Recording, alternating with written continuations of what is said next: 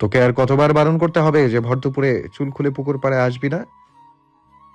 ধমক খেয়ে প্রিয়তার শরীর ঈষৎ কেঁপে উঠল, কিন্তু ধমক খেয়ে মনের ভেতরে উড়ে গেল এক ঝাঁক রঙিন প্রজাপতি। আজ কতগুলো দিন পর প্রণয় ভাই আবার তীব্র অধিকারবোধ নিয়ে তাকে শাসন করলো। না হয় সে অন্য কাউকেই ভালোবাসে, কিন্তু আগে যেমন তার সকল বিষয়ে খেয়াল রাখতো, এখনো কি পারে না? প্রিয়তার মন তাচ্ছিল্য হেসে বলল, আগের মতো আচরণ করলে তুই নিজেকে সামলাতে পারবি তো? এখন তো বিষ খেয়ে বিষ হজম করছিস, তখন পারবি তো? মনের যুক্তি শুনে প্রিয়তা চুপসে গেল। প্রণয় পুনরায় ধমক দিয়ে পড়ল। বাড়ি যা। প্রিয়তা ছটফটে উঠল। সে যেটা করতে এসেছিল সেটাই তো করা হলো না। প্রিয়তা এখনো নড়ছে না দেখে প্রণয় বলল, রক্ত জবা, বেয়াদবি আমার মোটেও পছন্দ নয়। বাড়ি যা। প্রিয়তা এবার মন ছেড়ে জুড়ে একটুখানি সাহস সঞ্চয় করে বলল, আপনি সকাল থেকে কিছু খাননি, খাবেন না প্রণয় ভাই? না। প্রিয়তার ইচ্ছে হলো অনেক কিছু বলার, কিন্তু সাহসে কুলালো না। তবে সেও আর হার মানবে না। প্রণয়কে অবাক করে দিয়ে সে দৌড় দিল বাড়ির দিকে। প্রণয় প্রিয়তার যাওয়ার পানে তাকিয়ে চাপা নিঃশ্বাস ত্যাগ করলো। তবে অনেকক্ষণ থেকে সে একটা বিষয় উপলব্ধি করছে। খালি মনে হচ্ছে কেউ তাকে দেখেছে। এই যে এখনও তার ষষ্ঠ ইন্দ্রিয় জানান দিচ্ছে যে এখনও কেউ তাকিয়েছে। প্রণয়ের ভ্রুযুগল আপনা আপনি কুঞ্চিত হয়ে গেল। সে সতর্ক দৃষ্টিতে চারপাশে নজর বোলালো, কিন্তু চারদিকে একদম স্বাভাবিক, কোথাও কেউ নেই। সে তার মাথাটাই ঘুরিয়ে নিচ্ছিল, কিন্তু হঠাৎ পুকুরের শেষ প্রান্তে ঝোপে নজর আটকালো। কয়েক সেকেন্ড সে সেদিকে তাকিয়ে চোখ সরিয়ে নিল, অতঃপর আবারও সেদিকে তাকিয়ে অদ্ভুত ভঙ্গিতে হাসলো। কপাল চুলকিয়ে মনে মনে বলল, যত সব চামচিকার দল, নিজেদের কি ভাবে। কিন্তু প্রণয়কে এই বিষয় নিয়ে তেমন ভাবতে দেখা গেল না। প্রণয় পুরো ব্যাপারটা সম্পূর্ণ উপেক্ষা করে দিল। চৈত্রের মধ্যাহ্ন প্রহরের প্রখর সূর্যরশ্মি প্রণয়ের গায়ে এসে পড়ছে। তার ফর্সা ত্বকও কেমন লাল হয়ে জ্বলছে। সে আর সেখানে দাঁড়ালো না, ধীর পায়ে পুকুর ঘাটের অন্য প্রান্তে চলে গেল। এই জায়গাটা বেশ শান্ত, শীতল ও আরামদায়ক। শিখদের বাড়ির সবচেয়ে আকর্ষণীয় দিক হলো এর পেছনের অংশ। শিখদের বাড়ির সামনে ও ভিতরে প্রাকৃতিক সৌন্দর্যের কৃত্রিম সৌন্দর্যের সমাহার বেশি, তবে বাড়ির পেছনের দিকের চিত্র সম্পূর্ণ বিপরীত। শিকদার বাড়ির পেছন দিক প্রায় 35,000 স্কোয়ার ফিট জায়গা জুড়ে বিস্তৃত, যেখানে বিভিন্ন ধরনের প্রাকৃতিক সৌন্দর্যের সমাহার। বিভিন্ন ধরনের বড় অনেক ফুল ও ফলের গাছ।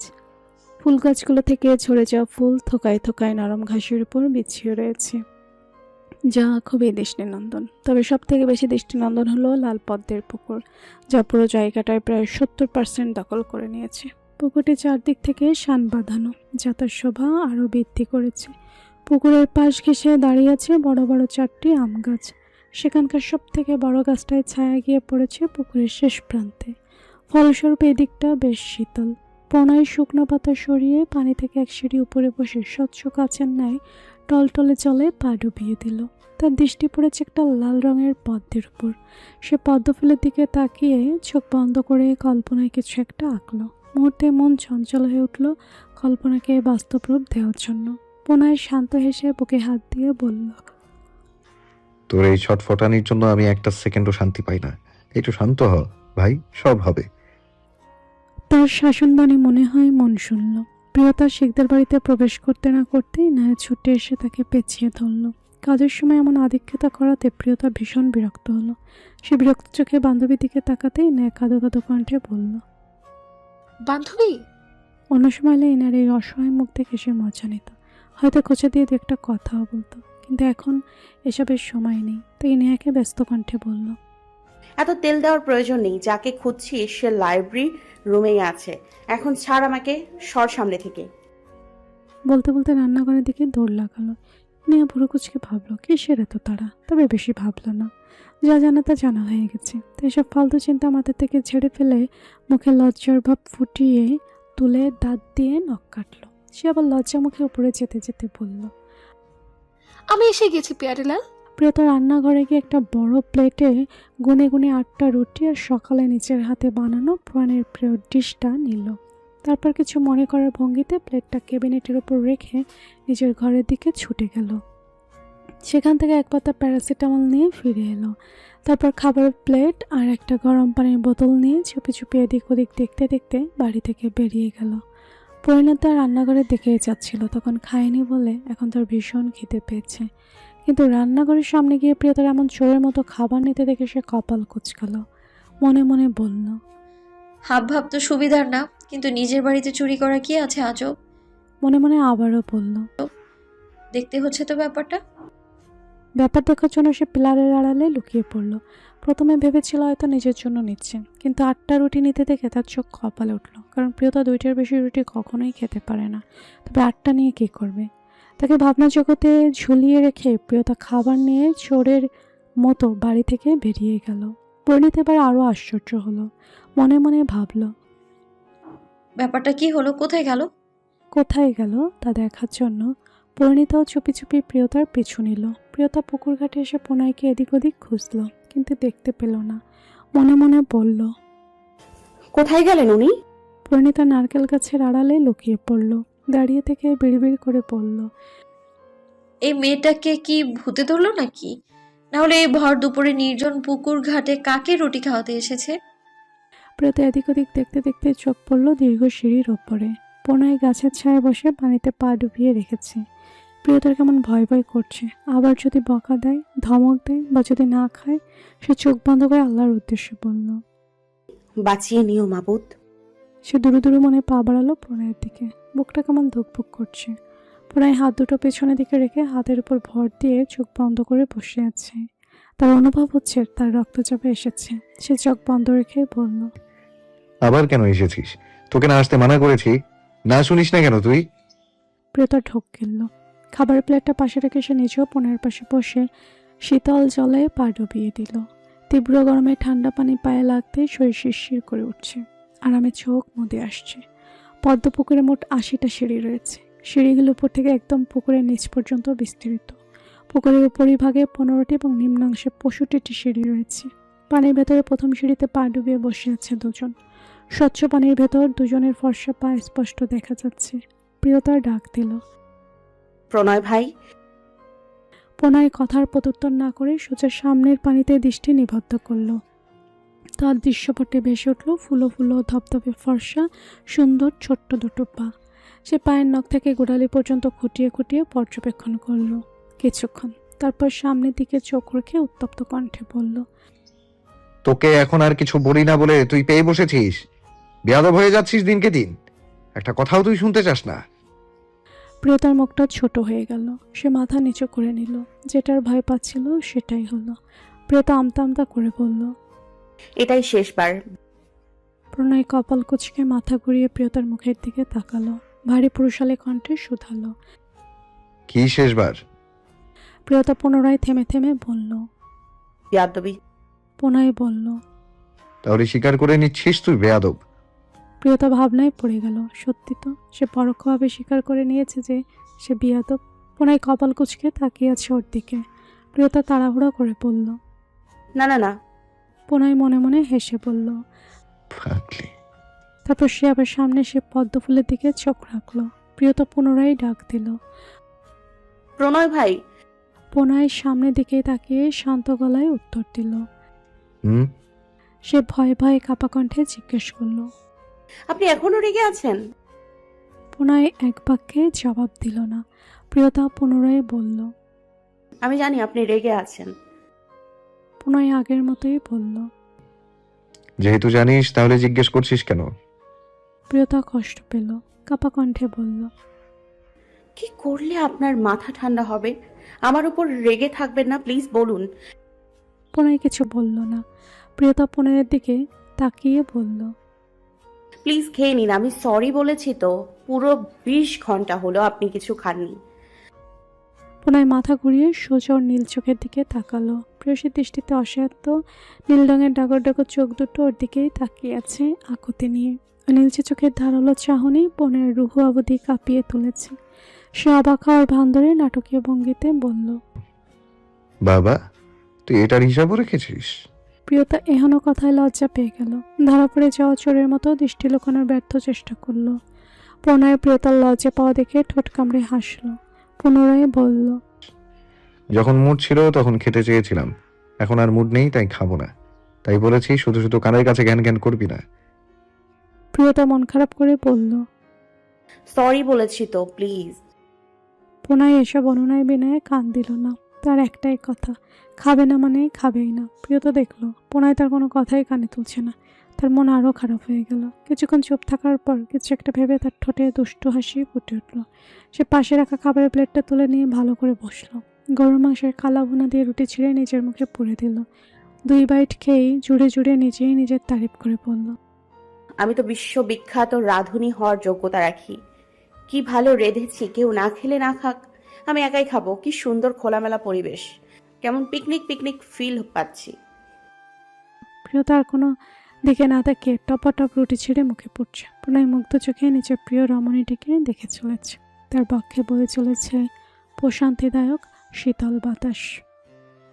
প্রিয়তার খাওয়া দেখেই তার অর্ধেক খিদে মরে গেল, মন তৃপ্ত হয়ে গেল। কিন্তু কেউ তার সামনে বসে তার পছন্দের গরুর মাংসের কালাবোনা খাবে, সেটা কি আর হজম হয়? বেশিক্ষণ আর সে ধৈর্য ধরে রাখতে পারল না। এমন লোভনীয় খাবার দেখে তার পেটও গুড়গুড় করে উঠল। প্রিয় তার চোখে প্রণয়ের দিকে তাকাচ্ছে, কিন্তু প্রণয় ওর দিকেই তাকিয়েছে। ব্যাপারটা বুঝতে পেরে প্রিয় তার একটু তারিফ করে বলল, কি ভালো, আহা। বলে সে আবার একটা বাইট মুখে দিতে যাবে, তার আগে প্রণয় তার হাত টেনে ধরে খাবারটা নিজের মুখে পুরে দিল। প্রিয়তা মিষ্টি হাসল। প্রণয়ের দিকে মায়া ভরা দৃষ্টিতে তাকিয়ে মনে মনে বলল, তুমি কি শুধু আমাকে চেনো, আমি চিনি না? প্রণয় অধৈর্য কণ্ঠে বলল, হ্যাঁ, পরে তাকাবি, এখন তাড়াতাড়ি দে, ভীষণ খিদে পেয়েছে।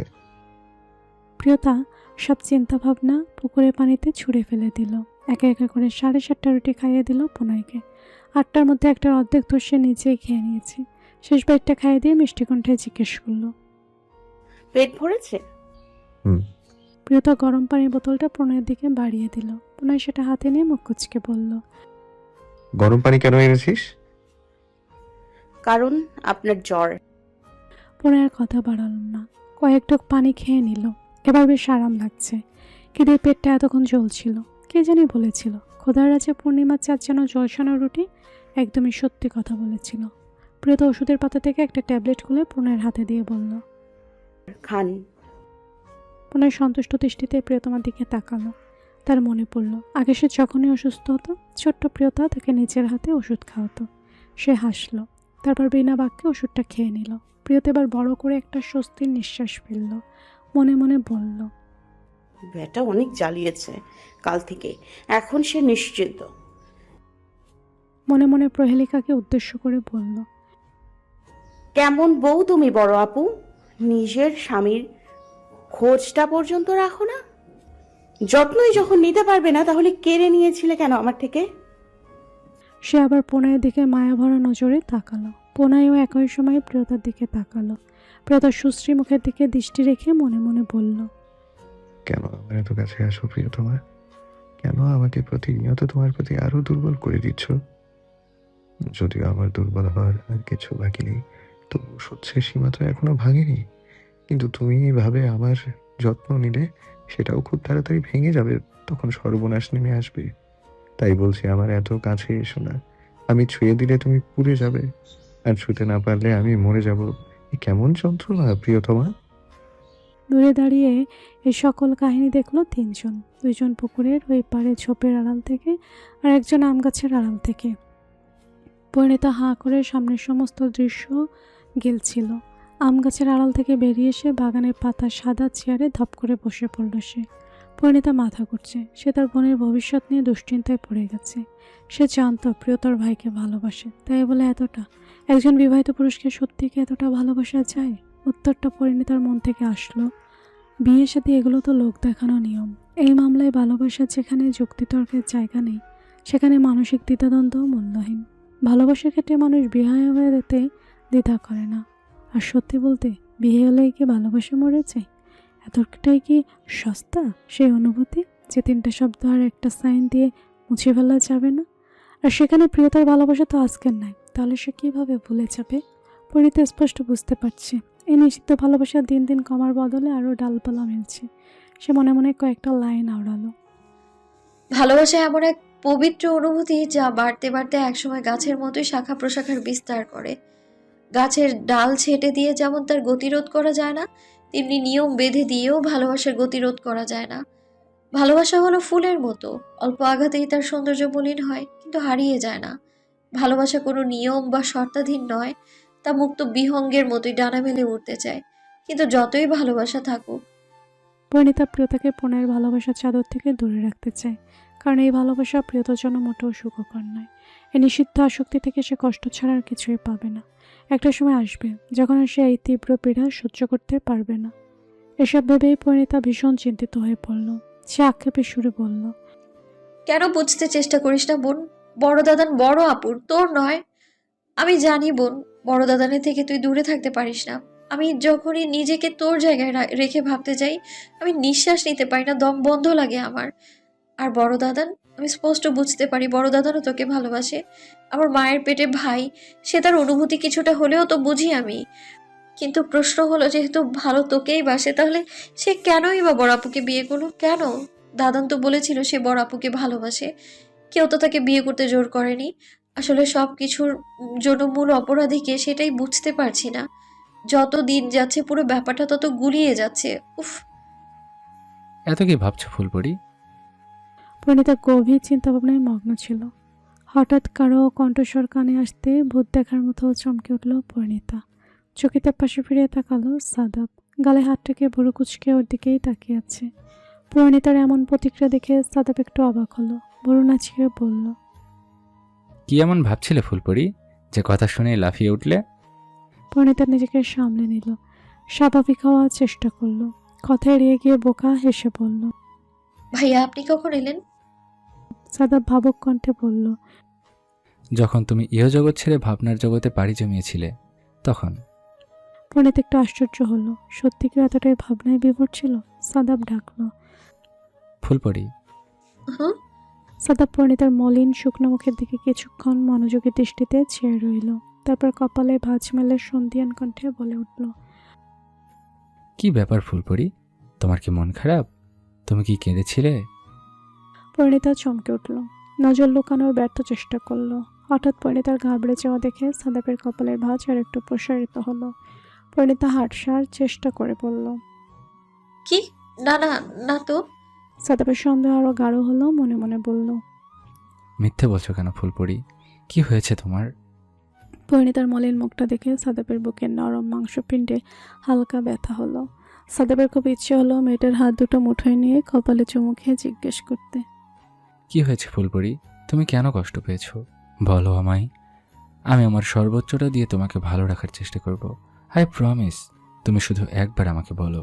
পরিণীতা চুপ করে বসে আছে আর সাদাব গালে হাত দিয়ে নিষ্পলক চোখে পরিণীতার মায়াময়ী মুখের দিকে চেয়ে আছে। এই কাজে যেন সে কোনোদিনই বিরক্তি বোধ করবে না। পরিণীতা মনে মনে হালকা বিরক্ত হলো। এইভাবে আর কতক্ষণ বসে থাকা যায়? বেচারি উঠে যেতেও পারছে না। গুরুজন হঠাৎ উঠে গেলে বেয়াদবি হয়ে যাবে। সাদাব পরিণীতার দিকে চেয়ে দুষ্টু হেসে বলল।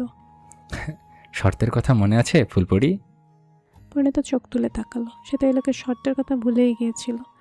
পরিণীতা মাথা নিচু করে স্বীকৃতি জানালো। সাদাব মিষ্টি হেসে বলল। আজ শর্ত পূরণের দিন। পরিণীতা মনে মনে একটু ভয় পেয়ে গেল, না জানি কি করতে বলবে। কিন্তু যেহেতু কথা দিয়ে ফেলেছে কি আর করার। পরিণীতা জিজ্ঞেস করলো। কি করতে হবে আমায়? সাদাব পরিণীতার দিকে তাকিয়ে ঠোঁট কামড়ে হাসলো। পর মুহূর্তে মুখ সিরিয়াস বানিয়ে ফেললো। সিরিয়াস গলায় বলল। ভয় পাচ্ছ? পরিণীতা এবার আরও একটু ভয় পেল, কিন্তু কণ্ঠে অহংকার বজায় রেখে বলল, আমি শিকদার বংশের মেয়ে, ভয় পাওয়া আমার ধাঁচে নেই। হ্যাঁ। সাদাবের বেশ মজা লাগলো। সে পরিণীতার দিকে একটু ঝুঁকে বলল। সত্যি? পরিণীতা মুখটা একটু এগিয়ে এনে একই ভঙ্গিতে বলল। 100%। সাদাব দুষ্টু কণ্ঠে বলল। ওকে, তাহলে আজ বিকেল থেকে রাত পর্যন্ত তুমি আমার। পরিণীতা একটু ভড়কালো, চোখ বড় বড় করে বলল। মানে? সাদাব কোনো উত্তর দিল না। পরিণীতার মুখে ফু দিয়ে দুষ্টু হাসি হেসে চলে গেল। পরিণীতা বেমোর হয়ে গেল। মনে মনে বলল, আমি ওনার মানে? তা কি? সে আরও কিছু ভাবতে নিতেই হঠাৎ তার ফোনটা হাতের মুঠোয় ভাইব্রেট করে উঠল। কেঁপে উঠল পরিণীতা। ফোনটা হাতে নিয়ে চোখের সামনে ধরতে খুশিতে চোখ দুটো চিকচিক করে উঠল। মুখের ভেতরে থাকা যন্ত্রটা খুশিতে আত্মহারা হলো। সকল অপমান, সকল তিক্ত বিষাক্ত কথা পরিণীতা জাস্ট ভুলে গেল। সে তাড়াতাড়ি ফোনটা রিসিভ করে উৎকণ্ঠিত কণ্ঠে বলল।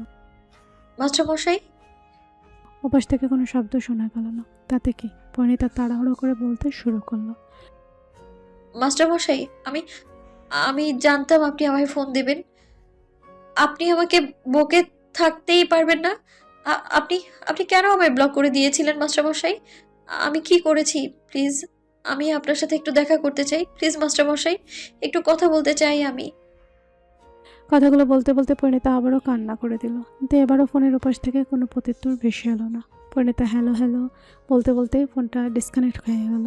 ফোন কেটে যাওয়ার শব্দ কানে আসতেই পরিণীতা ফোনটা কান থেকে নামিয়ে দেখলো কল কেটে গেছে। পরিণীতা এবার আরও জোরে জোরে কান্না করে দিল। ভুলেই গেল যে সে বন্ধ ঘরে নয়, বরং ওপেন প্লেসে রয়েছে। পরিণীতা ব্যস্ত হতে আবার ফোন ডায়াল করলো আবিদের নাম্বারে। চোখের পানিতে ফোনের অক্ষরগুলো ঝাপসা দেখছে। সে ফোন ডায়াল করে কানে ধরতে ওপাশ থেকে নারী কণ্ঠ ভেসে এলো। আপনি যে নম্বরে ফোন করেছেন সেটি বর্তমানে বন্ধ রয়েছে। একবার দুবার পরপর কয়েকবার পরিণীতা আবিদের নাম্বারে ফোন করলো, কিন্তু সে একই কথা ওপাশ থেকে বারবার ভেসে আসলো। আপনি যে নম্বরে ফোন করেছেন সেটি বর্তমানে বন্ধ রয়েছে। পরিণীতা নিজের চুল টেনে ধরলো, ফোনটা ছুঁড়ে মারলো দূরে। দু হাতে মুখ ঢেকে হু করে কাঁদতে লাগলো মেয়েটা। ভারী ফোনটা গিয়ে সোজা পূর্ণতার পায়ে আঘাত করলো। পূর্ণতা চেঁচিয়ে উঠল আহ পড়ি, মারবি নাকি? বলে সামনে তাকাতেই তার প্রিয় বান্ধবীর অবস্থা দেখে থমকে গেল পূর্ণতা। সে ছুটে গেল পরিণীতার কাছে। পরিণীতার চোখে মুখে হাত বুলিয়ে সান্ত্বনা সুরে বলল, শান্ত হ পড়ি, কে হয়েছে তোর? এভাবে কাঁদছিস কেন? পরিণীতা পূর্ণতার দিকে অশ্রুসিক্ত নয়নে তাকালো। পূর্ণতা আরও কিছু বলতে যাচ্ছিল, কিন্তু পরিণীতা কিছু বলার সুযোগ না দিয়ে পূর্ণতার কোমর জড়িয়ে ধরল। কান্নার তীব্রতায় মেয়েটার হেসকে উঠছে। পূর্ণতা 10 মিনিট কোনো প্রশ্ন করলো না, শুধু ধীরে ধীরে পরিণীতার মাথার চুলে হাত বুলিয়ে দিল। তারপর কোমল কণ্ঠে বলল, পড়ি, আমার দিকে তাকাও পড়ি। পরিণীতা উষ্ণতা পেয়ে আরও শক্ত করে জড়িয়ে ধরল। ভাঙা ভাঙা গলায় বলল, আমি খারাপ নই পূর্ণ, আমি খারাপ নই। পূর্ণতা আগের মতোই মাথায় হাত বুলিয়ে শান্ত কণ্ঠে বলল, তুই যে খারাপ না সেটা এভাবে বলার দরকার নেই, সবাই জানে। দেখ আমার দিকে তাকা। পরিণীতা অশ্রুসিক্ত নয়নে পূর্ণতার দিকে তাকালো। পূর্ণতা তার গাল মুছে দিয়ে বলল, একদম কাঁদবি না। আমি জানি হয়তো এমন কিছু হয়েছে যা তুই সহ্য করতে পারছিস না। আমি জানতে চাইবো না কি হয়েছে, শুধু বলবো শান্ত হয়ে যা, সব ঠিক হয়ে যাবে। পরিণীতা কিছুটা শান্ত হলো। পূর্ণতা শুধু তার সবচেয়ে ভালো বান্ধবী নয়, বরং তার কমফোর্ট জোন। পূর্ণতার কাছে সে তার মনের কথাগুলো স্বাচ্ছন্দ্যে বলতে পারে। ভীষণ স্বস্তি অনুভব করে মেয়েটার কাছে, এমনকি প্রিয়তার কাছেও সে এতটা স্বস্তি অনুভব করে না। পূর্ণতা পরিণীতার হাত ধরে বলল, চল, একদম কাঁদবি না। পরিণীতার হাতটা ধরল। ওরা দুজন বাড়ির ভেতরে চলে গেল। শুদ্ধ আড়াল থেকে বেরিয়ে এলো। সে এতক্ষণ কপাল কুঁচকে দাঁড়িয়েছিল। প্রায় 10 মিনিট আগে সে হাসপাতাল থেকে ফিরেছে, কিন্তু গার্ডেন এরিয়াতে পরিণীতা আর সাদাবকে কথা বলতে দেখেই গাছের আড়ালে লুকিয়ে পড়েছিল। কথা বলা পর্যন্ত সব ঠিকঠাক ছিল, কিন্তু পরেরটা কি হলো? পরের ঘটনাগুলো শুদ্ধ বুঝতে একটু অসুবিধা হলো। সে কপাল চুলকে বলল, কি হলো ব্যাপার? চোখ বন্ধ করে মিনিট 5 ভাবল। তারপর কিছু একটা মনে পড়তেই হঠাৎ করে চোখ খুলে ফেলল। ঠোঁটে ঝুলছে তার রহস্যময় হাসি। সে বাঁকা হেসে বলল, এই ব্যাপার? মন তার আবারও ফুরফুরে হয়ে গেল। সে বুকে হাত দিয়ে বলল, অনেকক্ষণ আমার সুইটহার্টকে দেখি না, এখনই গিয়ে দেখতে হবে। না না, শুধু দেখলেই হবে না, টুপটাপ কয়েকটা চুমু খেতে হবে। সে যেতে যেতে গাইল, আমার এই বাজে স্বভাব কোনো দিন যাবে না। দুপুর 2টো। এনআইআ এই নিয়ে 10ম বার লাইব্রেরি রুমে ওকে দিয়েছে, কিন্তু জমিদারদের আড্ডা এখনও চলমান। ছুটির দিনে তারা 5 ভাই মিলে পুরো সপ্তাহের ঘটনা নিয়ে গবেষণায় বসে। এটা তাদের অলিখিত রুলস। তাদের মধ্যে বয়সের দিক থেকে একটু 19-20 থাকলেও মন দিক থেকে তারা একদম সমবয়সী। তবে 7 ভাইয়ের মধ্যে পোনাই আর শুদ্ধর সঙ্গে তারা এতটা সহজ নয়, কারণ পোনাই ওদের সবার বড় ভাই, ভীষণ শান্ত গম্ভীর প্রকৃতির। তারা ছোট থেকেই তাদের বড় দাদানকে খুব সম্মান করে, ভয় পায়, তাই তার সঙ্গে তার অতটা খোলামেলা নয়। আর শুদ্ধ, সে তো আরও এক কাঠি উপরে। শুদ্ধর সঙ্গে তাদের একদম ফর্মাল সম্পর্ক। ফুফাতো ভাই হলেও তারা শুদ্ধকে খুব একটা ব্যক্তিগতভাবে চেনে না। তার উপর শুদ্ধ ভীষণ চুপচাপ স্বভাবের, একেবারে প্রণয়ের মতো। তাই তাদের দুজনের সঙ্গে ওদের কাজের বাহিরে খুব একটা কথা হয় না। ওরা 5 ভাই 3 ঘন্টা ধরে লাইব্রেরি রুমে আড্ডার আসর বসিয়েছে। অরণ্য বারবার রাজের দিকে তাকিয়ে দুষ্টু দুষ্টু হাসছে। অরণ্যের এসব কার্যকলাপে রাজ মহাবিরক্ত। অন্যরাও ব্যাপারটা লক্ষ্য করছে। বারবার এমন করাতে শেষ পর্যন্ত রাজ আর সহ্য করতে পারল না, ধমক দিয়ে বলল, ওই, আমি কি তোর নতুন বউ? আমাকে দেখে বারবার এমন লতে যাচ্ছিস কেন? সমুদ্র তাল মিলিয়ে বলল, ঠিক ঠিক, বড় ভাইয়ের সঙ্গে বিয়াদবি। প্রেম অরণ্যের সমর্থন টেনে বলল। আহ, আমার ভাইটাকে বকছো কেন? সেও অরণ্যের মতো দুষ্টু হেসে বলল, নিশ্চয়ই কোনো সিক্রেট ইনফরমেশন পেয়েছিস, তাই না ভাই? একদম। প্রীতম নীরব দর্শকের ভূমিকায় লালন করছে, পালন করছে। প্রেম উৎসাহ দিয়ে বলল, ভাই, আমি তোর পাশে আছি, একদম ভয় পাবি না, বল তুই। অরণ্য আবার রাজের দিকে তাকিয়ে দুষ্টু হাসলো। রাজ এবার আর সহ্য করতে পারল না, অরণ্যর পিঠ বরাবর দাঁড়াম দাঁড়াম করে কিল বসিয়ে দিল। কুকিয়ে উঠল অরণ্য। এবার আর মুখ চেপে হাসি নাই, পুরো ঘর কাঁপিয়ে হেসে উঠল সে। ওরা একে অপরের মুখ চাওয়াচাই করছে। অরণ্য হাসতে হাসতে ওদের কাছে সম্পূর্ণ ঘটনাটা খুলে বলল। এবার অরণ্যের সঙ্গে প্রেম আর সমুদ্রও যোগ হলো। প্রীতম বলল, ছি ভাই, তুই আমার ভাই, একটা পুচকে মেয়ের হাতে জব্দ হয়ে চলে এলি। অরণ্য ফ্রন কেটে বলল, শুধু কি তাই, সাথে চিহ্ন নিয়ে এসেছে। কিসের চিহ্ন? প্রেমাঘাতের চিহ্ন। প্রেমাঘাত? সেটা আবার কি? ওটা তোমাদের মতো সিঙ্গেল বাচ্চারা বুঝবে না, মেজ দাদা ঠিকই বুঝে গেছে। প্রীতম ওর মাথায় বাড়ি মেরে বলল, বেশি পেকেছিস? আমরা সিঙ্গেল, আর তোর তো 1 ডজন বউ আছে, তাই না? এত পিঞ্চ মারা কথা শুনেও রাজ প্রতিবাদ করল না। তার ঠোঁটে জ্বলছে বাঁকা হাসি। অরণ্য ভুরু নাচিয়ে বলল, তাহলে সেজ দাদান পূর্ণতাকে সেজ ভাবি ডাকা শুরু করে দিই। রাজ অরণ্যের মাথায় গাঁটটা দিয়ে বলল, পূর্ণতা কি শুধু ভাবি বল, একদম নাম নেবে না, বড় ভাইয়ের বউ হয়। সমুদ্র চেঁচিয়ে বলল, বাহ, প্রথমে মেজ ভাবি আর এবার সেজ ভাবিও পেয়ে গেলাম, এবার 2 ভাই। প্রেমের দিকে তাকিয়ে ভুরু নাচিয়ে বলল, নাও ইয়োর টার্ন। ছোট দান, ছোট ভাবি কবে পাবো? প্রেম হাই তুলল, ওদের কথায় পাত্তা দিল না। হঠাৎ কথা বলতে বলতে অরণ্যের নজর পড়ল দরজা থেকে। সঙ্গে সঙ্গে তার ঠোঁটে পূর্বের ন্যায় দুষ্টু হাসি ফুটে উঠল।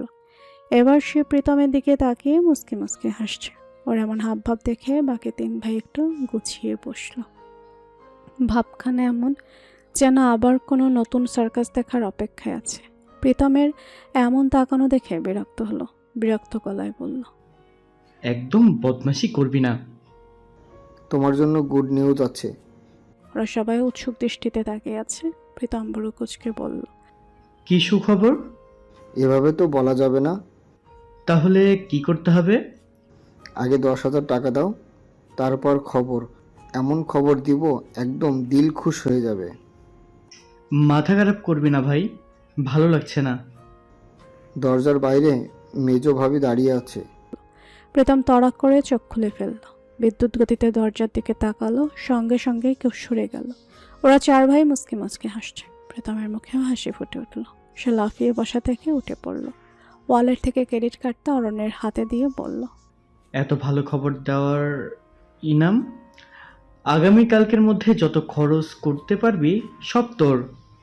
বলে চলে গেল। ওরা 4 ভাই প্রীতমের যাওয়ার পানে তাকিয়ে আবার হেসে ফেলল। সমুদ্র বলল, আজকে সিঙ্গেল বলে ভাই ভাবিদের রং ঢং দেখতে হচ্ছে, সময় একদিন আমারও আসবে। তোকে কে পছন্দ করবে? আমাকে তন্ময় পেয়েছো? তন্মার কথা উঠতে ওদের মুখের ভঙ্গি পাল্টে গেল। ওরা 4 জন একে অপরের মুখ চাওয়াচাই করল, যার অর্থ আবার মাথায় নতুন কোনো শয়তানি বুদ্ধির উদয় হয়েছে। ইনায়া বিরক্ত হয়ে করিডোরে অনবরত পায়চারি করছে আর দাঁত দিয়ে নখ কাটছে। কখন থেকে অপেক্ষা করছে সে, কিন্তু কাঙ্ক্ষিত ব্যক্তির এখনও দেখা মেলেনি। এত ধৈর্যের পরীক্ষা দেওয়া তার মোটেও পছন্দ না। তবু সে অপেক্ষা করছে। ভীষণ রাগ হচ্ছে তার নীল চোখের সাদা বিড়ালটার উপর।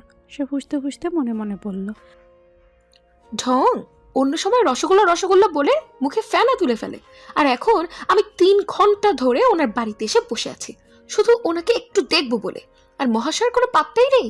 আমি যে এসেছি সেই খবরটাও হয়তো উনি রাখেন না। যেমন বোনটা তার ছেঁড়া, কথার কাজের কোনো মিল নেই, তেমন ভাইটা আরো বেশি তার ছেঁড়া। বলতে বলতে আবারও করিডোরের মাথা থেকে ও মাথা পর্যন্ত কয়েক পাক খেল।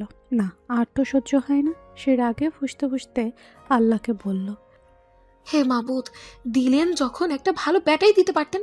এমন মিনিটে মিনিটে রং পাল্টানো ব্যাটা না দিলেও হতো। এই ব্যাটারে ভালোবেসে আমার জীবন তেনা তেনা হয়ে গেছে। তার যখন আমাকে দেখতে ইচ্ছেই হয় তখন যে কোনো মূল্যে তার দেখতেই হবে। দরকার হলে বাড়ি থেকে তুলে এনে দেখবে, তবু দেখবেই।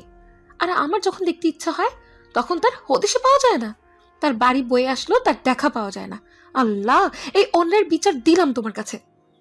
প্রীতম পাশের দেয়ালে হেলান দিয়ে হাত দুটো আড়াআড়িভাবে বুকে গুজে কপালে বাজ ফেলে ভুরু কুচকে তাকিয়ে আছে ইনায়ের দিকে।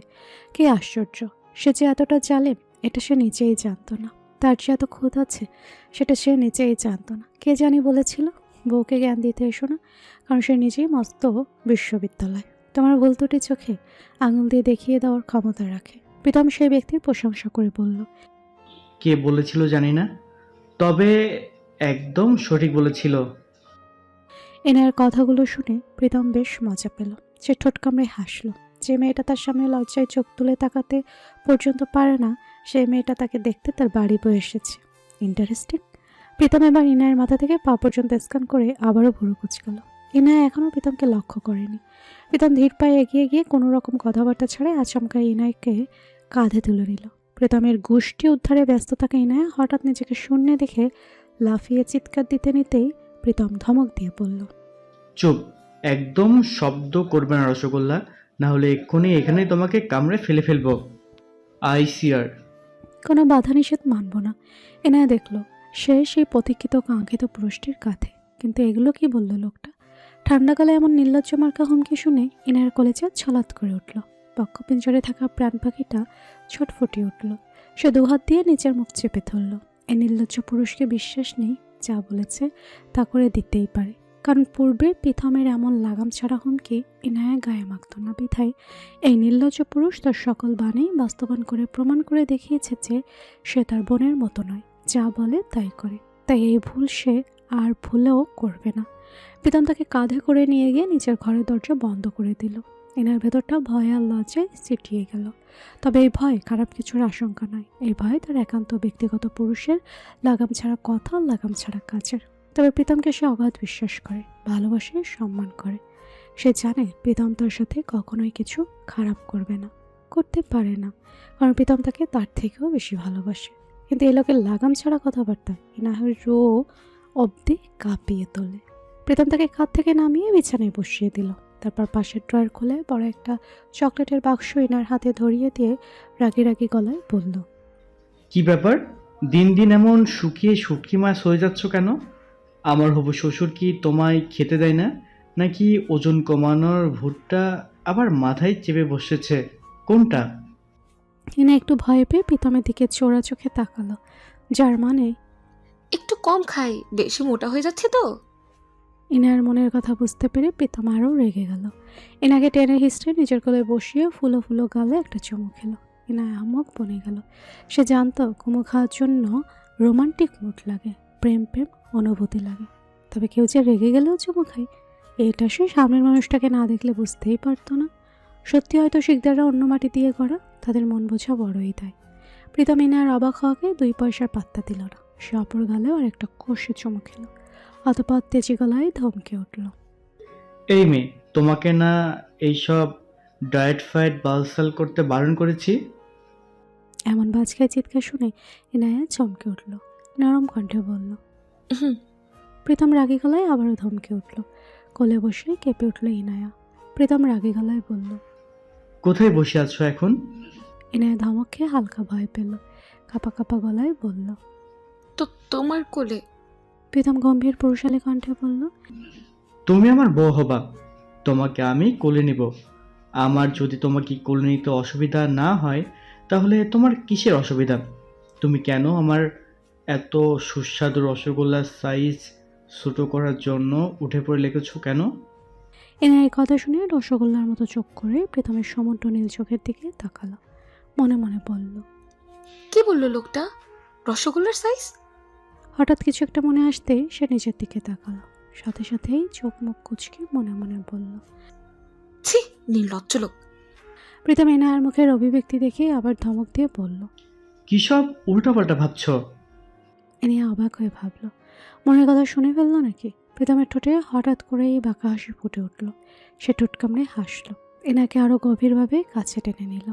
তার মুখটা ইনায়ের গলার কাছে নিয়ে গিয়ে কেমন অদ্ভুত মাদকীয় কণ্ঠে ফিসফিসিয়ে বলল, শোনো রসগোল্লা, তুমি আমার কাছে সবচাইতে প্রিয়। হুম, সবার থেকে প্রিয় রসগোল্লা। তাই সেটার এক্সট্রা যত্ন তোমাকেই নিতে হবে।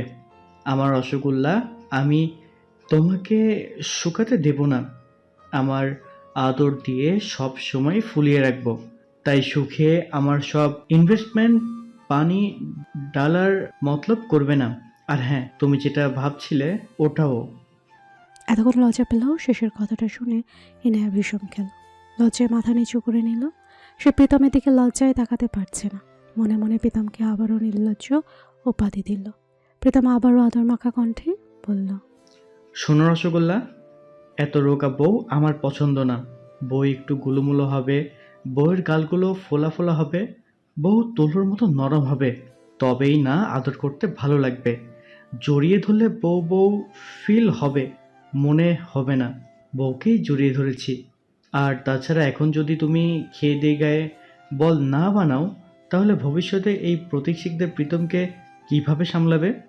তাই আর 1 গ্রামও যদি আমার বউয়ের ওজন কমে, তাহলে আই সোয়ার তোমাকে পুরোটা গিলে ফেলবো। ইউ নো না আমার রসগোল্লা কত ফেভারিট। ইনায়া প্রীতমের মুখে এতবার বৌডক শুনে লজ্জায় মিয়ে গেল। গালে ছড়িয়ে পড়ল রক্তিম লালিমা। তড়িৎ গতিতে সে মুখ লোকালো প্রীতমের বুকে। এ লোকটা সবসময় এমন করে, বেহায়া লোক। প্রীতম হালকা হেসে ইনায়ের চলায় ভালোবাসার পরও শিখে দিল। এই আদুরে মেয়েটা কেন যে তাকে এত আকর্ষিত করে বুঝতে পারে না সে। এই প্রতীক শিকদার প্রীতমের কোনো দুর্বলতা নেই, কোথাও সে আটকায় না। তবে কেন এই মেয়েটার প্রতি তার চরম আসক্তি। হ্যাঁ, এই মেয়েটাই ওর দুর্বলতা, ওর প্রাণ এখানেই আটকে গেছে। সে ভালোবেসে ফেলেছে বড্ড বেশি। নরম দেহটা প্রীতম আরও একটু নিজের সঙ্গে মিশিয়ে নিয়ে পরম সুখে নিঃশ্বাস ফেলল। শুদ্ধরাজ 2টো অপারেশন করার কথা থাকলেও সে একটা করেছে, আর আরেকটা সে তার কলিগ আর তার স্পেশাল টিমের হাতে তুলে দিয়েছে। শুদ্ধ আগের মতো দিনরাত ধরে এখন আর অপারেশন করতে পারে না, কারণ তার বাঁ হাতের ব্যথাটা এখনও পুরোপুরি সারেনি। মাঝে মাঝে ভীষণ যন্ত্রণা হয়, বেশি নাড়াচাড়া করলেও কষ্ট হয়। এখনও ভালোভাবে শুকায়নি জায়গাটা। সিঁড়ি দিয়ে 2য় তলায় উঠে গেল শুদ্ধ। নিজের ঘরে না গিয়ে পা বাড়ালো প্রিয়তার ঘরের দিকে। দরজার সামনে গিয়ে আলতো করে হাত ছোঁয়াতে পুরোপুরি খুলে গেল দরজাটা। মনে মনে হাসল সে। কোনো রকম দ্বিধা সংকোচ ছাড়াই নক না করে প্রিয়তার ঘরে ঢুকে পড়ল। ঘরে ঢুকতেই তার দৃষ্টির পরিবর্তন হলো। তার চোখের কোনায় মুগ্ধতা জমা হলো। এই ঘরে তার আগে কখনো আসা হয়নি। শুধু এই ঘর কেন, শিকদার বাড়ির কোথাও সে প্রয়োজন ছাড়া চায় না। ভালোভাবে ঘরটায় চোখ বোলালো। ঘরটা বেশ বড়, গোছানো, পরিপাটি। দেখেই বোঝা যাচ্ছে ঘরের মালিক বেশ রুচিশীল। এমন নয় যে শুদ্ধর ঘর গোছানো নয় বা পরিপাটি নয়, কিন্তু প্রিয়তার ঘরে একটা অন্যরকম ব্যাপার রয়েছে। একটা অন্যরকম মিষ্টি সুঘ্রাণ আছে, যা শুদ্ধের ঘরে নেই। শুদ্ধ দেখলো ঘরের উত্তর দিকের দেওয়ালে বড় একটা ফ্রেমে বাঁধানো ছবি। ছবিটিতে কালো শাড়ি পরিহিত নীল চোখের একটি অপরূপ সুন্দর মেয়ে। মেয়েটির বয়স আনুমানিক 16 কি 17 হবে। সে একটি সাদা বিড়াল কোলে নিয়ে চুমু দিচ্ছে। বিড়ালটি তার এক হাত মেয়েটির গাল ছুঁয়ে রেখেছে। শুদ্ধ হাসলো। ছবিটার কাছে গিয়ে তার আঙুল ছুঁয়ে দিল ছবির গাল আর ঠোঁটে। তারপর আবার চোখ ঘুরিয়ে চারপাশে তাকালো। দক্ষিণ দিকে বড় একটা ওয়ার্ড্রপ, তার থেকে কিছুটা দূরে একটা বিশাল আয়না। আয়নাটা বেশ বড় আর এস্থেটিক। সে ধীর পায়ে আয়নাটার সামনে গিয়ে দাঁড়ালো। আয়নার নিচের ড্রেসিং টেবিলে সাজানো নানা বেদ প্রসাধনী, যেগুলোর নাম জানা তো দূরের কথা। আগে কখনো এগুলো দেখেছে বলেও মনে পড়ে না শুদ্ধের। সে কয়েকটা তুলে নাম দেখলো, কি বিকট নাম এক একটার। শুদ্ধের কাছে মনে হলো এর থেকে নানাবিধ মেডিসিনের নাম হয়তো আরও সহজ। সে সেগুলো যথাস্থানে রেখে পুনরায় আয়নাতে দৃষ্টি রাখলো। আয়নার দুপাশে অসংখ্য কালো রঙের টিপ চিপকানো, যা প্রিয়তার কপালে প্রায় দেখা যায়। হাত দিয়ে সেগুলো ছুঁয়ে দেখলো শুদ্ধ। সেখান থেকে কয়েকটা তুলে তার সফেদ শার্টের হাতায় চিপকে নিল। তারপর নিজের ব্যাগ থেকে মাঝারি আকারের একটা র্যাপিং করা বাক্স বের করে প্রিয়তার ড্রেসিং টেবিলের উপর রাখলো। ঘরটার সুগন্ধ শুদ্ধকে মোহিত করছে। বেশ রুচিশীলভাবে সাজানো হয়েছে ঘরটা। ঘরের পর্দা থেকে শুরু করে বিছানার চাদর সব কিছুই সুনিপুণ। সে গিয়ে প্রিয়তার বড় বেডের ওপর শটাং হয়ে শুয়ে পড়ল। শুদ্ধের বুকের ভেতর এক অদ্ভুত শান্তি ছড়িয়ে পড়ছে। প্রিয়তার বিছানা তোষক থেকে শুরু করে বেডশিট সব কিছু থেকে তীব্র সুগন্ধ ভেসে আসছে, যা শুদ্ধের রক্ত সঞ্চালনের গতি বাড়িয়ে দিচ্ছে। ভেতরে কাঁপন ধরাচ্ছে, বুকের ভেতর ধকধক করছে। সে ফিসফিস করে বলল, উফ সুইটহার্ট, শুধু তুমি না, তোমার সব কিছুই বড্ড জ্বালাময়। তুমি যেটাতেই হাত দাও সেটাতেই মাদকতা ছড়িয়ে পড়ে, যে মাদকে আমি আমার চিরশত্রুর ভীষণভাবে আসক্ত। এই বলে সে গভীর শ্বাস নিল। পাশে থাকা প্রিয়তার মাথার বালিশটা টেনে নিজের মাথার নিচে রাখল। কি মনে হতেই উপর হয়ে শুয়ে বালিশে মুখ ডুবিয়ে দিল। সাথে সাথে প্রিয়তা চলে সে তীব্র মাদকীয় সুবাস ঝড়ের গতিতে শুদ্ধের হৃৎপিণ্ডে প্রবেশ করল। সেইভাবে কয়েকবার নিঃশ্বাস নিয়ে মনে মনে বলল, এইভাবে এটা ওটাতে আর কত খুঁজবো তোমাকে সুইটহার্ট? আমারও তো ইচ্ছে হয় এসব থেকে নয়, সরাসরি তোমার থেকেই তোমার মাদকীয় সুবাসটা মন প্রাণ ভরে টেনে নিতে। I am deadly addicted to you my sweetheart. আমার তোমাকেই চাই, আর সেটা আমি যে করেই হোক পেয়েই ছাড়বো। কিছু একটা ভেবে সে ভুরু কুচকে দ্রুত উঠে বসল। কয়েক সেকেন্ড বালিশটার দিকে তাকিয়ে রইল। তারপর কোনো প্রতিক্রিয়া ছাড়াই বালিশটা হাতে তুলে নিয়ে উঠে দাঁড়ালো। বেরিয়ে ছেড়েতে নিতেই তার নজর আটকালো সিঙ্গেল সোফার উপর। সেখানে পড়ে আছে একটা কালো রঙের ওড়না আর পিঙ্ক প্যাস্টেল কালারের 3 পিস। শুদ্ধ এগিয়ে গিয়ে সেগুলোও তুলে নিল। তারপর কোনো ধরনের প্রতিক্রিয়া ছাড়াই প্রিয়তার ঘর থেকে বেরিয়ে গেল। প্রিয়তা অজান্তেই তার ঘর থেকে চুরি হয়ে গেল। চিত্রা প্রেমের ঘরের বাইরে উকি ঝুঁকি দিচ্ছে। আসলে এটা ঘর নয়, 4th তলার একটা বিশাল অংশ জুড়ে প্রেমের ব্যক্তিগত গার্ড গ্যালারি। সেখানেই প্রেম তার দিনের বেশিরভাগ সময়টা কাটায়। যেটা দরজার বাইরে দাঁড়িয়ে বুঝতে চেষ্টা করছে ভেতরে সত্যি প্রেম আছে কিনা। সে আরেকটু এগিয়ে গিয়ে ভালোভাবে কান পাতল দরজায়। যদি কিছু শোনা যায় এই আশায়, কিন্তু সে ঘুরে ভালি। ভেতর থেকে কোনো সারা শব্দই শোনা গেল না। যেটা মনে মনে একটু দুঃখ পেয়ে ভাবল ভেতরে নেই নাকি। তবে সে মনে একটু সাহস জুটল। দরজায় হালকা চাপ দিতেই দরজাটা খুলে গেল। এটা দেখে চিত্রা মনে মনে বেশ খুশি হলো। সে দূরে দূরে বুকে ভেতরে প্রবেশ করল। অষ্টাদশীর হৃদয়ে প্রেমের প্রবল বাতাস বইছে। সে কতদিন থেকে কাদর হয়ে বসেছিল তার প্রেমিক পুরুষকে এক নজর দেখার জন্য, কিন্তু কোনো অজুহাতেই সে পাচ্ছিল না। তবে আজ যখন তার বোন কুহু বলল তার বান্ধবী থিরা তাকে শিকদার বাড়িতে আসতে বলেছে, তখন এই সুযোগটা আর হাতছাড়া করেনি চিত্রা। প্রেমের ব্যক্তিগত আর্ট গ্যালারিতে সে ধীর পায়ে প্রবেশ করল। চারদিকে নজর ঘোরাতেই দেখল নানা ধরনের পেন্টিং ও স্কেচ ছড়িয়ে ছিটিয়ে আছে। রং তুলে এখানে ওখানে পড়ে রয়েছে। কয়েকটি ক্যানভাসে অর্ধসমাপ্ত চিত্র চলছে। এটা প্রেমের একান্ত ব্যক্তিগত জগৎ। এখানে সে অন্যদের হস্তক্ষেপ পছন্দ করে না। তাই তো দরজার বাইরে বড় বড় করে ঝুলিয়ে রেখেছে অনুমতি ব্যতীত প্রবেশ নিষেধ। কিন্তু চিত্রা তো চিত্রাই। তার মতে এটা তার ভবিষ্যৎ বাচ্চার বাপের মানে তার নিজেরও।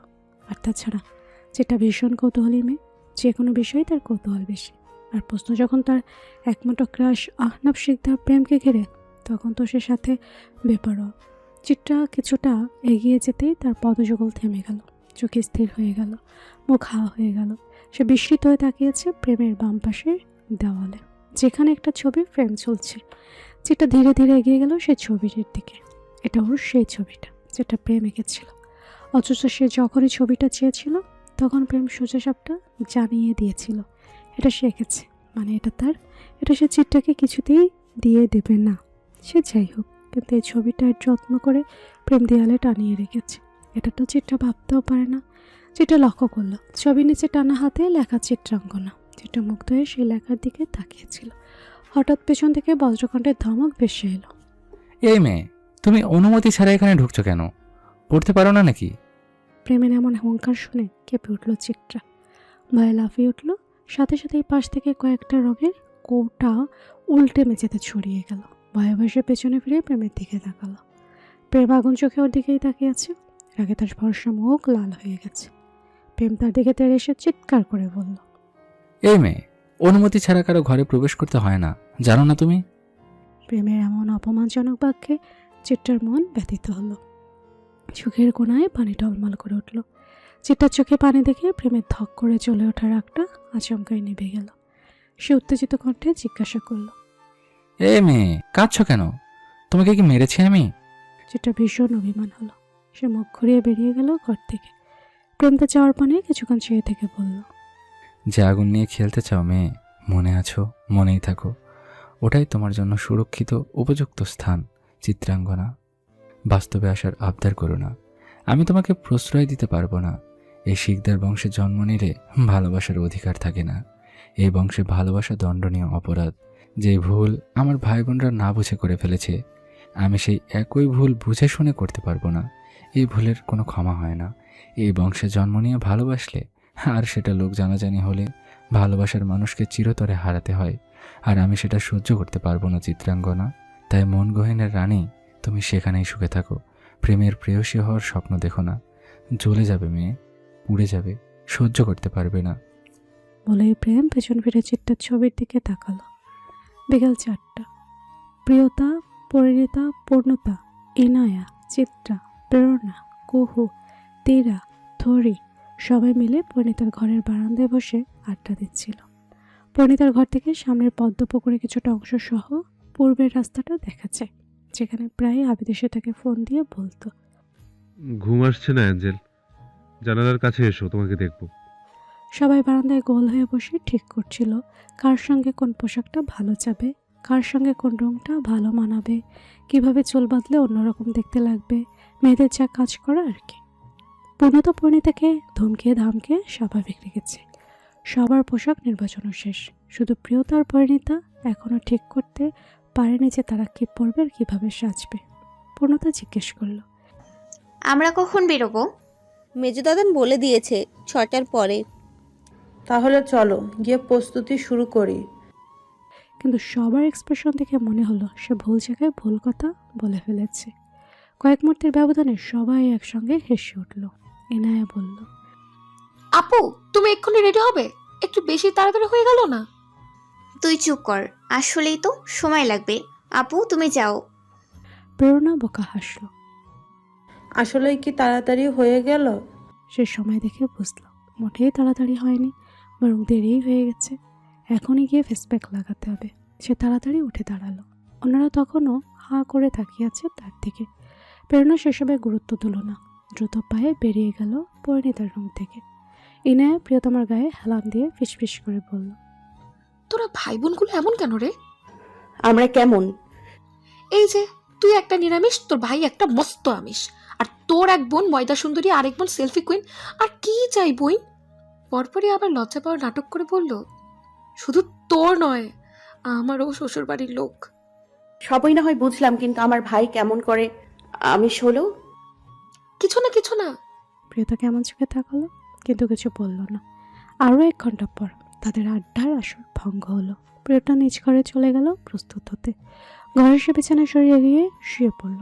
তার মোটেই ইচ্ছে হচ্ছে না কোথাও যেতে, কিন্তু গার্লস গ্রুপ কি আর তাকে ছেড়ে দেবে? যেতেই হবে। তো কিছুক্ষণ গড়াগড়ি খেয়ে উঠে বসলো সে। তারপর অলস ভঙ্গিতে গিয়ে ওয়ার্ড্রপ খুলল। বিশ্বাস করুন আপুরা, এত বড় ওয়ার্ড্রপের কোনো এক চিলতে জায়গাও খালি নেই।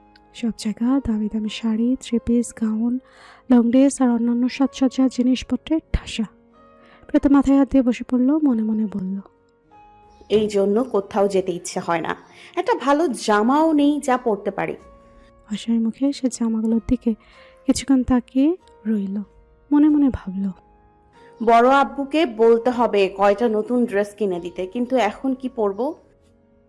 সে উঠে দাঁড়িয়ে আবারও জামাগুলো ঘাটাঘাটি করতে লাগলো, কিন্তু কিছুতেই মনের মতো কিছু পাচ্ছে না। হতাশের পাশ ফিরে দাঁড়াতেই তার চোখ আটকে গেলে ড্রেসিং টেবিলের উপর। সাথে সাথে চোখ সরু হয়ে ফেলল। কৌতূহলী এগিয়ে গেল সে সেদিকে। টেবিলের উপর একটা বড়সড় গিফট বাক্স পড়ে আছে। প্রিয়তা বুড়ো কুচকে মনে মনে ভাবল, এটা আবার কি? যে বাক্সটা হাতে তুলে নিল। বাক্সটা বেশ ভারী অনুভব হলো। সে দেখল বক্সের উপরের অংশে ছোট ছোট অক্ষরে লেখা, দিস ইজ ফর ইউ প্রিয়তা। প্রিয়তা আরও অবাক হলো। বাক্সটা নেড়ে চেড়ে দেখলো বেশ বড়সড় বাক্স। প্রিয়তা সন্ধিয়ান চোখে তাকিয়ে ভাবল, তো এটাকে রাখলো এখানে। সাথে সাথে সন্দেহ মিলিয়ে গেল।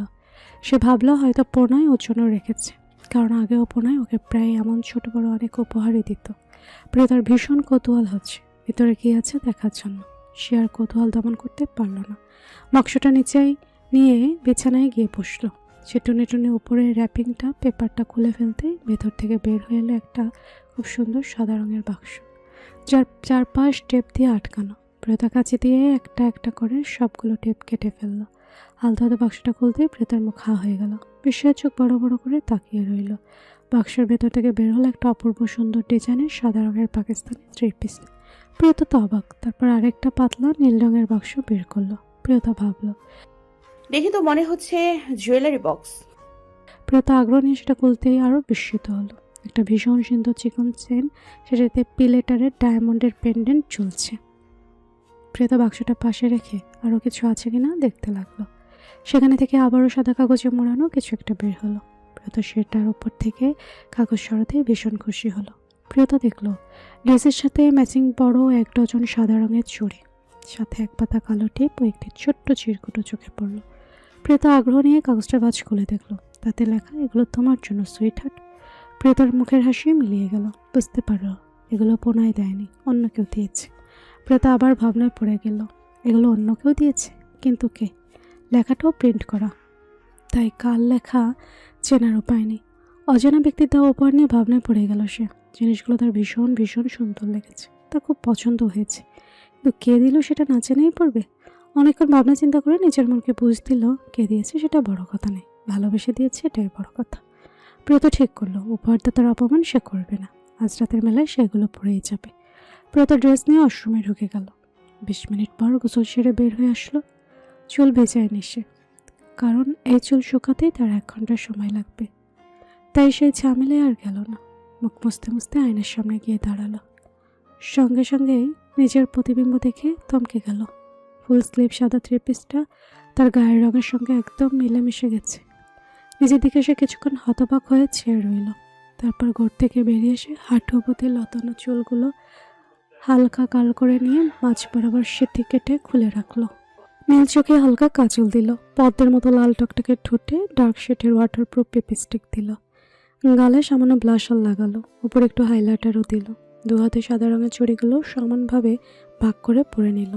হেরার চেনটাও পরল। 2 ভরের মাঝ বরাবর একটা ছোট্ট সাদা পাথরের টিপ পরল। এটাই তার ফাইনাল লুক। সে নিজেকে আয়নায় একবার ভালো করে দেখে নিল, মনে মনে বলল, খারাপ লাগছে না, বেশ ভালোই তো। তারপর নিজের ফেভারিট সাদা রঙের হিলটা পরে ঘর থেকে বেরিয়ে গেল। ওকে কেমন দেখতে লাগছে সেটা আপনারাই বুঝে নেবেন। সন্ধ্যা 5:50। ধীরে ধীরে সব মেয়েরাই নিচে নামছে। সবাইকে পরীর মতো সুন্দর লাগছে। এনায়ের চিত্রা ম্যাচিং ল্যাভেন্ডার রঙের ফুল স্লিভ 3 পিস পরেছে। সবাই প্রায় একইভাবে সেজেছে, শুধু পোশাকের পার্থক্য। পূর্ণতা পরেছে একটা এক্সপেন্সিভ কালো রঙের লং গাউন, চোখে কাজল আর ঠোঁটে ডার্ক মেরুন রঙের লিপস্টিক দিয়ে কোমর অবধি এস্টেট করা চুলগুলো ছেড়ে রেখেছে। আজ নিশ্চিত রাস্তার নাগিনী রূপে পাগল হয়ে যাবে। পরিণীতা পেস্টাল কালারে ফুল স্লিভ 3 পিস পরেছে, কোমর অবধি রিবন্ডিং করা চুলগুলো খুলে রাখা, গাঢ় বাদামি বর্ণের চোখে হালকা কাজল আর ঠোঁটে হালকা গোলাপি লিপস্টিক, হাতে অ্যাপল খচিত কালো বেল্টের স্মার্ট ওয়াচ। তার সৌন্দর্য যেন আলাদাই মায়াময় দ্যুতি ছড়াচ্ছে, সত্যি যেন স্বর্গের পরি। সবাই মুগ্ধ হয়ে প্রিয়তার দিকে তাকিয়েছে। প্রিয়তা বেশ বিব্রত ও বিরক্ত। এনে এসে তার পাশে বসে কানে কানে বলল, ননদিনী, আমি যদি ছেলে হতাম তাহলে যেভাবেই হোক তোমাকে নিয়ে পালিয়ে যেতাম। পালাতে রাজি না হলে তুলে নিয়ে যেতাম, তবু তোমাকে পেয়েই ছাড়তাম। তোমাকে না পেলে জীবনটাই বৃথা। সত্যি বলছি, তোকে চড়িয়ে ধরে একটা কষে চুমু খেতে মন চাচ্ছে। চুপ কর বিয়াদব, নিজের জামাইকে গিয়ে খা। তোর বলার অপেক্ষায় আমি বসে নেই, ওটা আমার কবেই খাওয়া হয়ে গেছে। প্রিয়তা অবাক হয়ে চোখ বড় বড় করে তাকালো। এনায়া জিভ কাটল। প্রিয়তা ধমক দিয়ে বলল, কাকে কি বলছিস? একটু লজ্জা কর, সে আমার আপন বড় ভাই। তো আমিও তো তোর বেস্ট ফ্রেন্ড, সেদিক থেকে আমার জামাই তোর দুলা ভাই। প্রিয়তা বিরক্ত হলো। পরিণীতা প্রিয়তার মাথায় হাত বুলিয়ে বলল, খুব সুন্দর লাগছে তোকে বোন। অন্যরা প্রশংসা করলো। প্রিয়তা লজ্জা পেল। 5:59। একে একে তরুণ শিকদাররা হাজির হতে লাগলো। পরপর রাজ, প্রীতম, সাদা, প্রেম, সমুদ্র আর অরণ্য একে একে সকলে এসে হাজির হলো ড্রয়িং রুমে। প্রীতম কালো ফর্মাল শার্টের সঙ্গে ম্যাচিং কালো ফর্মাল প্যান্ট পরেছে। সুঠাম দেহের শার্টটা আঁটো হয়ে চিপকে আছে। পেটানো দেহের পেশিগুলো শার্টের হাতায় টান টান হয়ে ফুলে উঠেছে। তবে তার সবচেয়ে আকর্ষণীয় হচ্ছে তার নীল চোখ। এনায়েত প্রীতমকে দেখে হাঁ হয়ে গেছে। মনে মনে বেশ কয়েকটা ক্রাশ খেয়ে নিজেকে নিয়ে অহংকার করে বলল, আহ, আমার জামাই কত সুন্দর, সুযোগ পেলে একটা কালো টিপ পরিয়ে দেব। রাজকে ডার্ক নেভি ব্লু ফর্মাল শার্টের সঙ্গে ব্ল্যাক ফর্মাল প্যান্টে দারুণ সুদর্শন দেখাচ্ছে। যদিও পূর্ণতা তাকে বিশেষ পাত্তা দিচ্ছে না। সে খুব চাইছে তার নাগিন অন্তত একবার তার দিকে তাকাক, কিন্তু পূর্ণতা তো পূর্ণতাই, ওকে 2 পাশে পাত্তাও দিচ্ছে না। অথচ তার নাগিনীকে প্রথম দেখাতেই বিশাল বড় ক্রাশ খেয়ে বসেছে। প্রেম অফ হোয়াইট রঙের ফর্মাল শার্টের সঙ্গে কালো ফর্মাল প্যান্ট পরেছে। চিরাচরিত চশমাটা তার ব্যক্তিত্বে ভিন্ন মাত্রা এনে দিয়েছে। সেট করা চুলের কয়েকটা আলগোছে সামনে পড়ে পড়েছে। এক কথায় প্রেমকে পুরো চকলেট বয় লাগছে, যেটা তো বেহুশ হওয়ার উপক্রম, চোখ ফেরাতেই পারছে না। প্রেমে তো সে কবেই পড়েছে, এবার মনে হয় কোমরটাও ভাঙল। সাবধাবকে ধূসর রঙের ফর্মাল শার্ট আর কালো ফর্মাল প্যান্টে ভীষণ সুদর্শন লাগছে। সে তার ফুলপরির উপর থেকে এক মুহূর্তের জন্য নজর সরাতে পারছে না। মনে মনে ভাবছে, আমার পরিটা এত সুন্দর কেন? অন্যদের নজর লেগে যাবে না? অন্যদিকে অরণ্য সমুদ্র স্টাইলিশ চেক শার্ট পরেছে। সাদা প্রেম, রাজ আর পিতামের মতো পরিপূর্ণ পুরুষের ছাপ তাদের মধ্যে নেই, বরং কিছুটা ছেলে ছেলে ভাবই রয়ে গেছে। প্রিয়তা প্রীতমের কাছে গিয়ে তার হাত ধরে নরম কণ্ঠে জিজ্ঞাসা করল, ভাইয়া আমাকে কেমন লাগছে? প্রীতম কিছু বলতে যাবে, ঠিক তখনই রাজ কথা কেড়ে নিয়ে বলল, ইস, কি বিশ্রী দেখাচ্ছে আপা। শুধু আমাদের কেন, অন্যদেরও দেখা, ভয়ে তারাও পালাবে। একদম ঠিক বলেছ শেষদা। আমার ভাইটাকে বকছো কেন? যা বোন, এসব পাল্টে আয়। আমরা মানুষকে ভয় দেখানোর ব্যবসা করি না। আমরা চাই না আমাদের বোনকে দেখে বাইরের কেউ পটল তুলুক। সবাই হেসে উঠল। প্রিয়তার মুখটা দেখার মতো হলো। সে অসহায়ভাবে প্রীতমের দিকে তাকালো, যেন বলতে চাইছে, ওরা কি সব সত্যি বলছে ভাইয়া? প্রীতম ধমক দিয়ে বলল, আমার বোনকে কেউ একদম বিরক্ত করবি না। আমার বোনকে প্রিন্সেসের মতো লাগছে। বিশ্বাস না হলে মা বাবাকে জিজ্ঞাসা করে আয়। প্রিয়তার মুখে হাসি ফুটে উঠল। সে ভাইদের ভেঞ্চি কাটলো। ঠিক তখনই তন্ময় ধীরা ধীরা আর প্রেরণাও এসে গেল। তন্ময়কে আজ বড্ড কিউট লাগছে। ওকে দেখে রাজ সে খুশি হলো। খেপানোর জন্য রাজ মুখ হা করতে প্রীতম আবার ধমক দিয়ে বলল, একটাও বাজে কথা মুখ দিয়ে বের করবি না। রাজ তৎক্ষণাৎ মুখ বন্ধ করে নিল। অরণ্য সমুদ্রের প্রেমও মুখ চুলকাচ্ছে কিছু বলার জন্য। তন্ময় শয়তানি হাসি দিয়ে বলল, এবার কিছু বলে দেখাও। ওর চার ভাই কটমট করে তাকালো, যার অর্থ তোকে পরে দেখে নেব। দোতলার রেলিংয়ে দাঁড়িয়ে এতক্ষণ ধরে সব দেখছিল প্রণয়। তার চোখ স্থির হয়ে আছে এক শুভ্র সুন্দরী রমণীর উপর। সে বিড়বিড় করে বলল, এত সুন্দর করে কেন সেজেছ রক্তজবা? কার জন্য সেজেছ? কাকে দেখাতে চাও? আমি চাই না অন্য কেউ তোকে দেখে মুগ্ধ হোক। তুমি যেও না রক্তজবা, প্লিজ যেও না। সবাই তো চলে এসেছে, তাহলে গাড়ি বের করছি। প্রীতম এগোতেই তন্ময় তাকে থামিয়ে দিয়ে বলল, দাঁড়াও মির্জাদান, আমি এখনই আসছি। বলে সে সিঁড়ি বেয়ে দ্রুত উপরে উঠে গেল। সবাই বিরক্ত হলো। রাজ মৃদু স্বরে বলল, কুমড়ো পাটাস। প্রণয় রেলিংয়ে দাঁড়িয়ে এক দৃষ্টিতে তার প্রাণটার দিকে চেয়েছিল। তার নিঃস্ব জীবনের একমাত্র সুখ, প্রিয়তা। প্রণয় গভীর চিন্তা ভাবনায় মগ্ন ছিল। হঠাৎই অনুভব করলো কেউ তার টি শার্ট ধরে টানাটানি করছে। প্রণয় ভুরু কোচকালো, সামনে থেকে নজর সরিয়ে পেছন ফিরে নিজে চাইল। তন্ময় কিউট মুখভঙ্গি করে তার টি শার্টের কোনা ধরে টানাটানি করছে। প্রণয় হেসে তন্ময়ের মাথার ঝাঁকড়া চুলগুলো এলোমেলো করে দিয়ে বলল, কি হয়েছে পিচ্ছু? কোলে নাও বড় দাদান। প্রণয় পুনরায় হেসে তন্ময়কে কোলে তুলে নিয়ে বলল, কি ব্যাপার ছোট্ট, এখনো যাওনি কেন? তন্ময় গোল গাল ফুলিয়ে কাঁদো কাঁদো চোখে প্রণয়ের দিকে তাকিয়ে রইল। প্রণয় ভুরু কুচকে বলল, আবার কি ব্যাপার? নতুন কিছু চাই মনে হচ্ছে। তন্ময় ঝটপট প্রণয়কে জড়িয়ে ধরল। প্রণয় বলল, গতিক তো সুবিধার নয়, কি চাই বল। বললে তুমি বকবে না তো দাদান? প্রণয় হেসে গাল টেনে দিয়ে বলল, আমাদের ছোট্ট কর্তাকে কি আমি বকতে পারি? বল কি চাই। তন্ময় একটু সাহস জুটিয়ে প্রণয়ের বাগালে টুপ করে একটা চুমু খেয়ে বলল, তুমি আর বড় আপু আমাদের সাথে চলো না দাদান, অনেক মজা হবে। প্রণয়ের মুখের হাসি মিলিয়ে গেল। সেখানে খানিকটা গম্ভীরতা এসে ভর করল। তবু আগের মতোই স্বাভাবিক গলায় বলল, আমার কাজ আছে বাচ্চা, তুই তোর বড় আপুকে নিয়ে যা। তন্ময় এবার আবারও দুঃখী মুখ করে বলল, তোমাকে ছাড়া যাবো না দাদান, ওরা সুযোগ পেলেই আমার মান সম্মান শেষ করে দেয়। প্রণয় ভাবল, এতটুকু ছেলের আবার মান সম্মান। সে হাসবে না কাঁদবে বুঝতে পারল না। প্রণয় এসব ভাবতে না ভাবতেই তন্ময় ডান গালে আরেকটা চুমু খেয়ে বলল, ও দাদান চলো না। প্রণয় হাসল, চশমার কোণা ঠিক করে দিয়ে বলল, বাচ্চা আমার কাজ আছে, না হলে যেতাম। জেদ করে না, তোর আপুকে নিয়ে যা। তন্ময় মুখ ছোট ছোট করে ফেলল।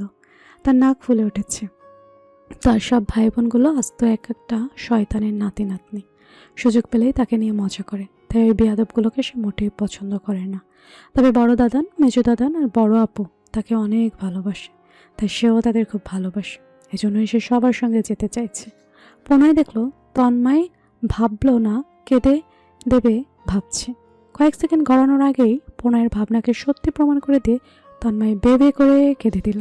আর একবার যদি তন্ময় নিজের মাইক বাজানো শুরু করে, তবে শিকদার বাড়ি না কাঁপানো পর্যন্ত থামে না।